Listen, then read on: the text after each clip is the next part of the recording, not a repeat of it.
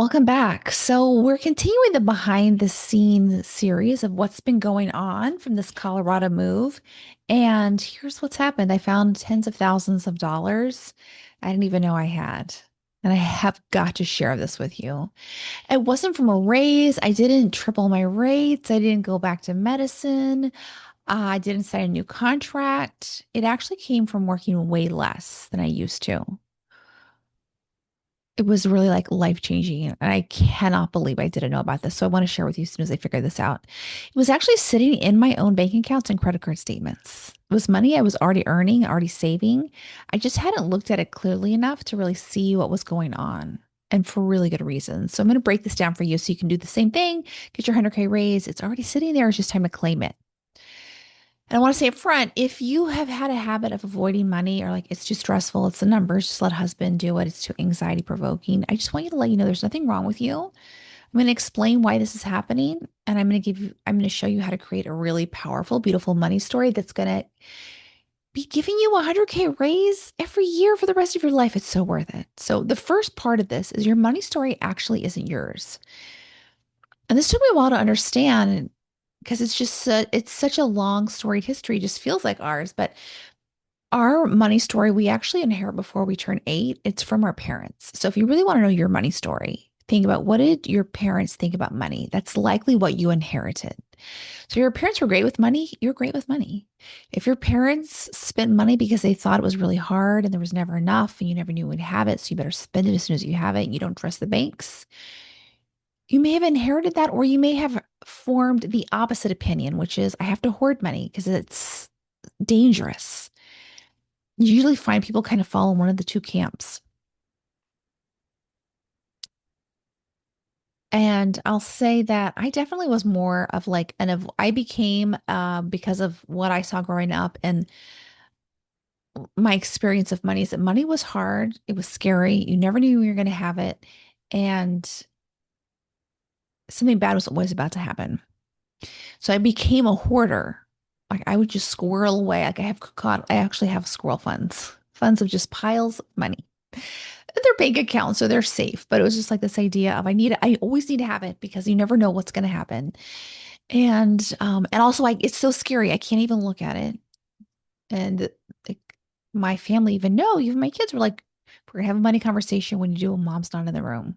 And they'd all kind of like whisper and go out together. I knew what they're gonna talk about. And I realized, oh my gosh, I don't want my kids to inherit this story. My money story, I know where it's come from, and I don't want to give it to my kids. And so I really, been the behind the scenes the last few months, I've been working on my money story, and I'm in a totally different place. And now I'm coaching my kids on this and coaching my clients very differently. And I want to share this for you in case you relate to any of it, because the reward is when you have a better relationship with money, you make more of it by working fewer hours. So it definitely fits in with our program, Next Level Freedom, Happy in Medicine. So here's the first thing I want to teach you. Money is a relationship. Money is a relationship. Imagine in your marriage, let's say you're like me, you didn't like me. Like bills are expensive and complicated. Excel, ugh, I don't want to know anything about it. Imagine that was your marriage. You never wanted to look at your partner. You never wanted to talk to them. It was very scary to be around them. As soon as you saw them, you ran the other way. No, you would know you're going to get divorced. You would just know that. You can't have a good marriage and never have like good thoughts or experiences with that person. And that's what we do in money when we don't look at our bank accounts and we're scared of being around money and we're stockpiling it, but we never celebrate using it. We're always stressed out about it, whether we have enough or we're using it too fast. We don't look at our credit card statements. The relationship is like super struggling. So what really helped me was like, okay, this is a relationship I want to have on purpose. I have a really great marriage. What if I could have a really great relationship with money? It would involve looking at it, being with it, celebrating it, creating it, right? And here's what helped me do that is to, instead of thinking money is this fixed resource there's never enough of, I developed this thought around money that's from the manifestation world, but it's just this really beautiful thought around money that money is like energy. It's not a good or bad thing. It amplifies who you are. So money in the hands of good people creates more good in the world. Yes, there's lots of examples of people doing evil things with money, but they're evil people. Money in the hands of good people does good things. physician moms are we're good people. When we have money, we send our kids to better schools, better education opportunities. We give them French lessons. We teach them how to surf, right? We take them to Japan. We help small businesses. We bring money into different economies. We make the world go round. We make the world safer when we have money. And that really helped me thinking about, okay, money's not corrupt, it's not evil, and that money is not this fixed resource. It's energy, it flows. So you need to spend money to create money. You need to create money to spend money. Like it goes, so you need to use money to get money. You need to save money to use, like all these things are very paradoxical, very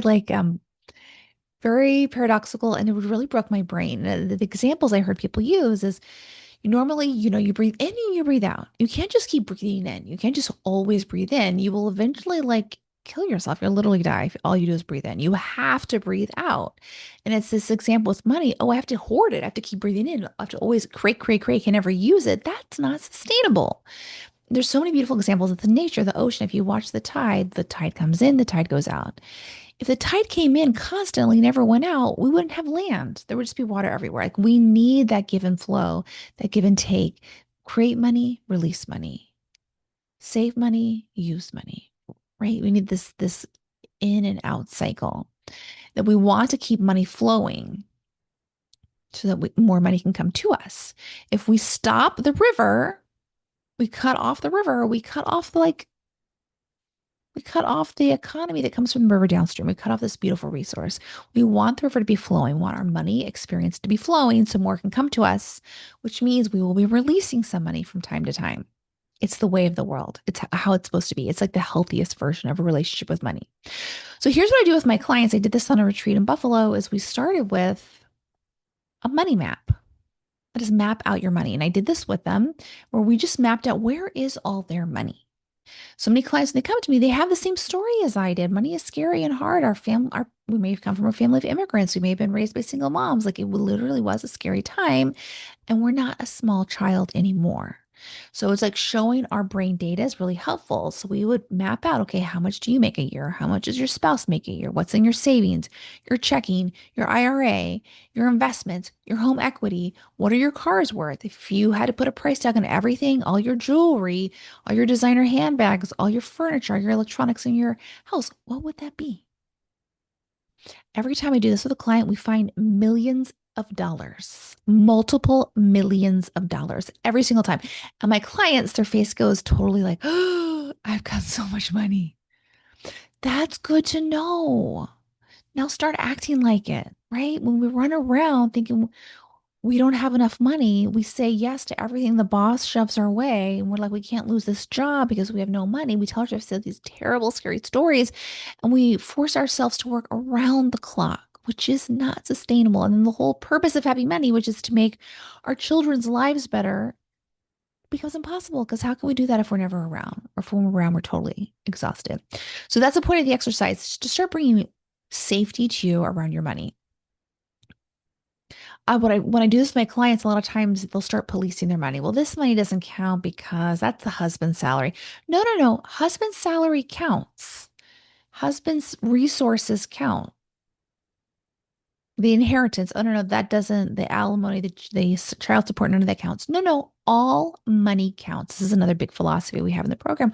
Don't police your money. All the money counts. All of it adds to your money story. All of it adds to safety. All of this creates safety. You're not where you started. Like, we're not mad at our parents for the story they gave us. They were doing the best they could. And we're no longer a small 8-year-old child. The financial picture has updated, has changed. We want to show ourselves a full map so that younger us who kind of inherited the scary story can inherit a new story. Okay, next, the money date. And this is where the 100K is actually hiding. It's in plain sight, folks. I'll give you some great examples. So, in this area, this is where their physicians who are very high earners are hemorrhaging money without even realizing it. And how you solve it is you have a monthly date with your money. You, your books, and a red pen. Your spouse. You go line by line. It sounds tedious, but I thought of it as like I'm a leprechaun. Like I'm searching for my pot of gold. There's a rainbow out there. I want to see what's on here. And when what I found shocked me, and I will say I did have like several nights of crying. I was like, oh my God, I can't believe I've been paying all these things. I found a lot of things that were subscriptions that were like $300 a month. Several of those things. It was like way, I mean, it was on tens of thousands of dollars I found that I immediately, of course, stopped the subscriptions. But it's easy once you start a subscription to just forget, oh, I'll cancel it eventually and life gets busy and forget. I found tons of money. It was very easy for me to be like, shame myself. Oh, I should have known better. I should have been line by lining. And I really, this is where being able to coach yourself is really helpful. I couldn't have known better. I was too scared to even look at the numbers because I had a very scary relationship with money. I was coping. Now I've made it my priority to have a great relationship with money. Now I look at my money. I make sure that it's going to the right places and that I'm keeping as much as possible because I'm not scared of my money. I'm an advocate of my money. I'm an ambassador for my money. My job is to make more money so my family has more resources. Now I can look line by line. So I don't make myself wrong in the past. Like that, the tens of thousands of dollars was my therapy. It was like, I know if I had looked at it back then, it would have freaked me out. I would have hid under a rock for years. Like it was not good for my nervous system. I didn't look for a good reason. And now that I'm ready, I am looking and I'm a good steward of my money now. So this is where it's really important to have very good coaching skills for yourself. And now I look, I'm still trying to figure it out, but I look once a month is what I suggest because it's a nice period of time where you can look through and see what has been applied, what's about to become down, where can you save a lot of money. Your $100,000 is probably in some combination of overspending or kind of forgetting about spending. Next is underspending is holding you back. Now, this is the hidden link no one talks about. But if you're scared of money, you're not using your money to the fullest. Your money has a job. Its job is to make more money. Money does not like sitting in an account. It likes working. It likes multiplying. It likes growing. It wants a job. So where are you under earning because you're underspending? Where do you need to spend more to actually make more? I'll give you an example. Facebook ads. My last launch, I spent $10,000 on Facebook ads, and the launch made over $130,000. I can't even do that math. Put $10,000 in, $130,000 came out. That return is better than I can get in the stock market. And that happened like in a week, 30 days, I guess, from when I started the ads. You can't make that money in the stock market. It's such a good return. But because I had in the past had been so scared to use money, I was underspending on my Facebook ads. So I've been really recognizing, oh, my business does better than the stock market. I'm of course going to invest in the stock market because I want to diversify my portfolio, but I'm also going to invest where my money is doing really well, which is in my business.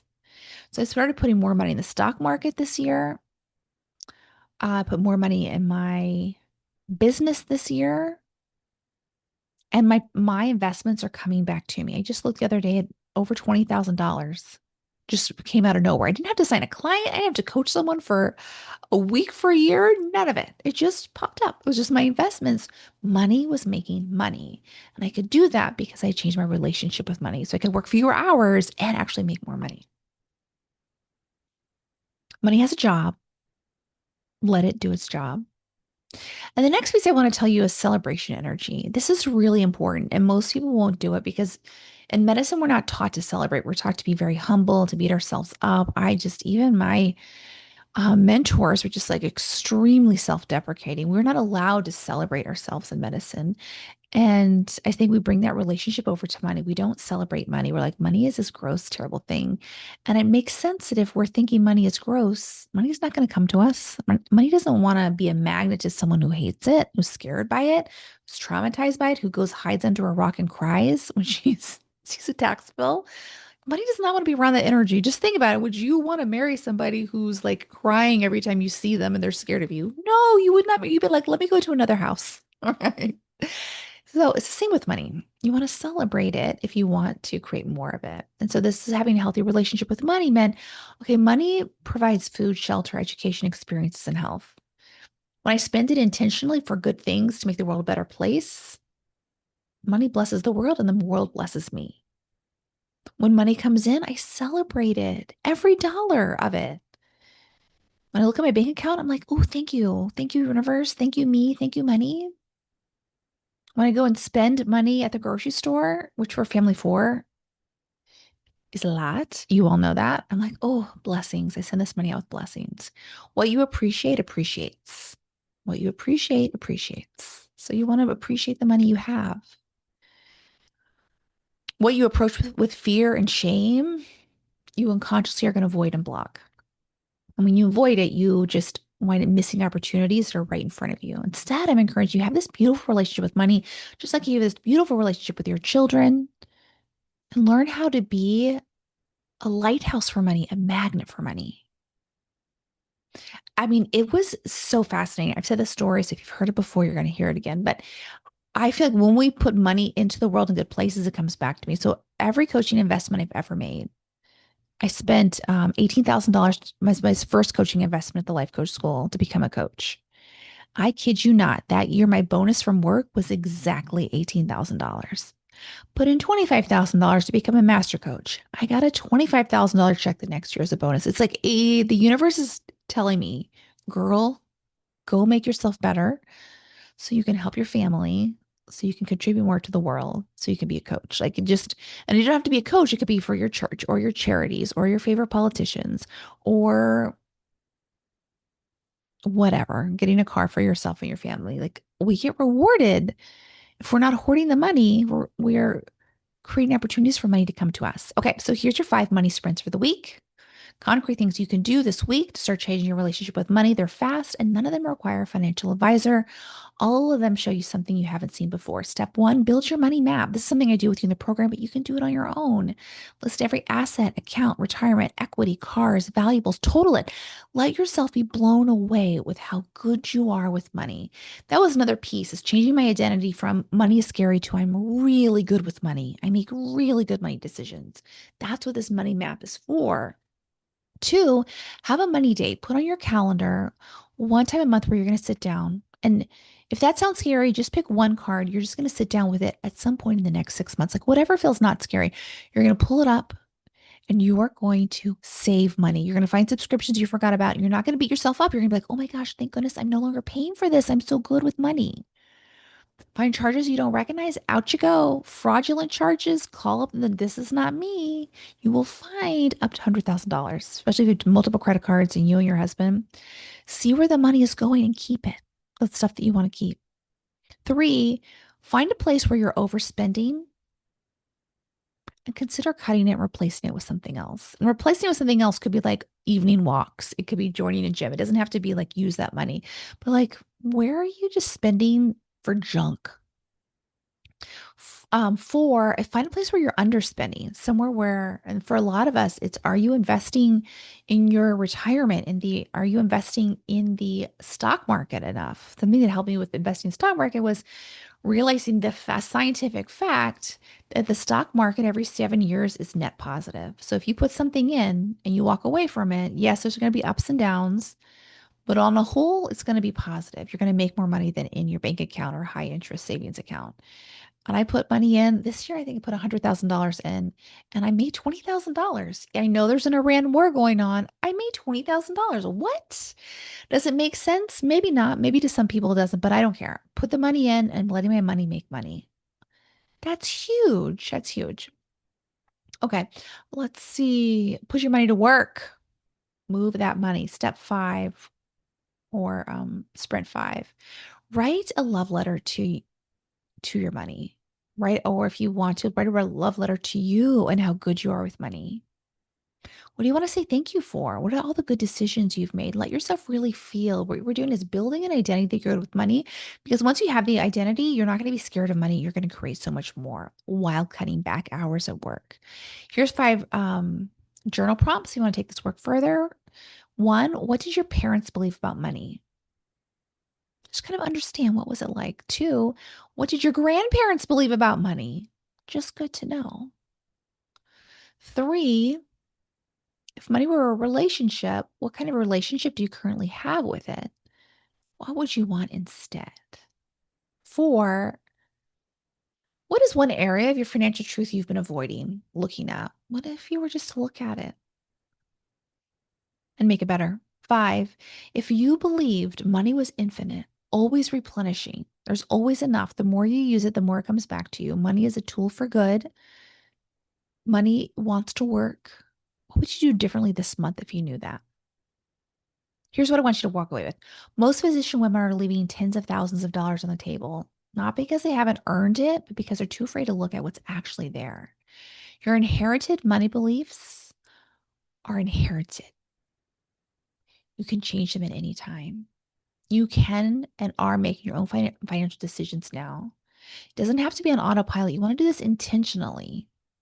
The fix is not working harder, it's building a better relationship with money so you can make more of it while cutting back. In this episode, we talk about a money map, monthly dates, a shift to celebration energy to unlock your next 100K raise without a single additional RVO. Want to let you know, July 2026, we are running a brand new 3-day live training exclusively for women physicians on how to create your 100K raise while cutting back your hours. No side hustles, no waiting to do your time, no extra RVOs, no pay cuts. Stay tuned. The email list will hear about this first. You can sign up for free for the live masterclass. Doors will open to Next Level Freedom. We only open once a year. This will be your last chance to join for 2026, and you won't want to miss it. So make sure you come to the webinar to get our unprecedented set of bonus bundles that are going to be opening. And if you want to get ahead and join us sooner, go to the link in bio and book your free sales call. You can join us this week. Bye, everybody. See you there.